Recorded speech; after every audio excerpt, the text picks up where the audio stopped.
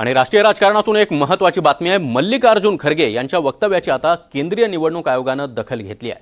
24 तासाच्या आत खरगेंनी उत्तर द्यावं असं आता निवडणूक आयोगाने खरगेंना सांगितलंय। दरम्यान मल्लिकार्जुन खरगे यांच्याकडून पंतप्रधान नरेंद्र मोदी यांचा दहशतवादी असा उल्लेख करण्यात आलेला होता, त्यावरून खरगेंवर भाजप नेते आता तुटून पडलेले पाहायला मिळतात। मुख्यमंत्री देवेंद्र फडणवीस यांनी देखील खरगेंवर जोरदार टीकास्त्र डागलंय आणि या सगळ्या पार्श्वभूमीवर आता मल्लिकार्जुन खरगे यांच्या वक्तव्याची केंद्रीय निवडणूक आयोगाने देखील दखल घेतली आहे। 24 तासाच्या आत उत्तर देण्याचं त्यांना स्पष्टपणे सांगण्यात आलंय।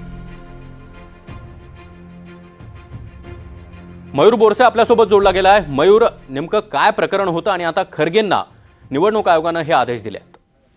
सागर, आपल्याला माहिती असेल, चेन्नईत काँग्रेस अध्यक्ष मल्लिकार्जुन खरगे यांनी पत्रकार परिषद घेतली होती आणि या पत्रकार परिषदेत त्यांनी असं म्हटलं होतं की AIADMK पक्ष नरेंद्र मोदींसोबत कशी काय युती करू शकतो, ते एक दहशतवादी आहेत, त्यांचा समानतेवर विश्वास नाहीये, असं एक मोठं वक्तव्य त्यांनी केलं होतं। आणि त्यानंतर देशभरात त्यांचा विरोध पाहायला मिळाला होता आपल्याला। भाजपने त्यांचा तीव्र विरोध केला होता। आजही अनेक मोठ्या नेत्यांच्या तीव्र प्रतिक्रिया आलेल्या आहेत ह्याच्यावर आणि निवडणूक आयोगाकडे या विधानाची तक्रार करण्यात आली होती आणि निवडणूक आयोगाने आता या विधानाची गंभीर दखल घेतली आणि मल्लिकार्जुन खरगेंना 24 तासात उत्तर मागितलंय। त्यामुळे आता मल्लिकार्जुन खरगे काय स्पष्टीकरण देतात किंवा निवडणूक आयोगाला काय कळवतात हे पाहणं आता महत्त्वाचं असणार आहे। सागर, नक्कीच मयूर, धन्यवाद या माहितीसाठी।